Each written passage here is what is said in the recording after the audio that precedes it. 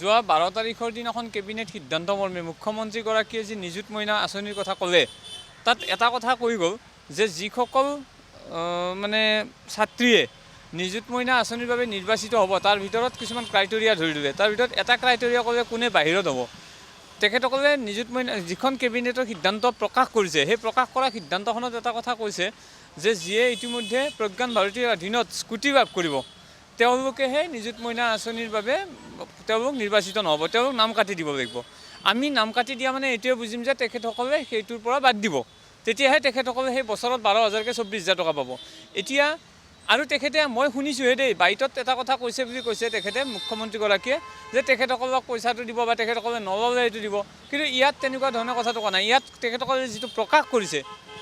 যে এইটোৰ কাৰণে নাম কাটি দিলেহে তেখেতসকলক দিব গতিকে আমি আচলতে বিভ্ৰান্তিৰ আমাৰ সৃষ্টি হৈছে যে আচলতে কথাটো কি মুখ্যমন্ত্ৰীগৰাকীয়ে কিয় তেনে কৈছে আৰু যদি সঁচাকৈ লিখিত যিটো আমিতো লিখিতটোকে বিশ্বাস কৰিম লিখিত হিচাপত যদি এইটো কৈছে তেতিয়াহ'লে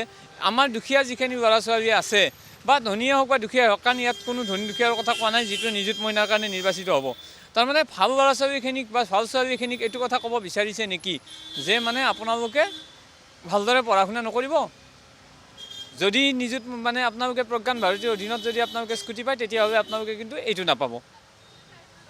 কি বুজাব বিচাৰিছে আচলতে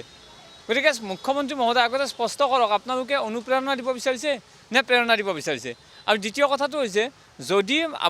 এগৰাকী ছোৱালীয়ে যদি ভাল ধৰণে পঢ়ি পেলাই যদি স্কুটি এখন পাইছে কিন্তু তেওঁৰ আৰ্থিক অৱস্থা দুৰ্বল হ'ব পাৰে গতিকে তেখেতক 1,000 টকা দিয়াটো সুবিধা ক'ত নে তেওঁ এইটো তেলৰ মূৰত তেল যেনে আপোনালোকে মানে ইফালদি মানে নিদিছে আৰু সিফালদি কাঢ়ি লৈ গৈছে এনেকুৱা ধৰণৰ কথা নেকি গতিকে সেইকাৰণে প্ৰথম কথাটো হৈছে আপোনালোকে যিখন আঁচনিৰ কথা কৈছে তাৰ কথাটো আপুনি কোৱা কথাটো মই যি মিডিয়াৰ যোগেদি আপোনাৰ কথাটো শুনিব পাইছোঁ সেইটো আৰু আপুনি যিটো ৰিটেন দিছে কেবিনেটৰ সিদ্ধান্ত সেইটো স্পষ্ট কৰক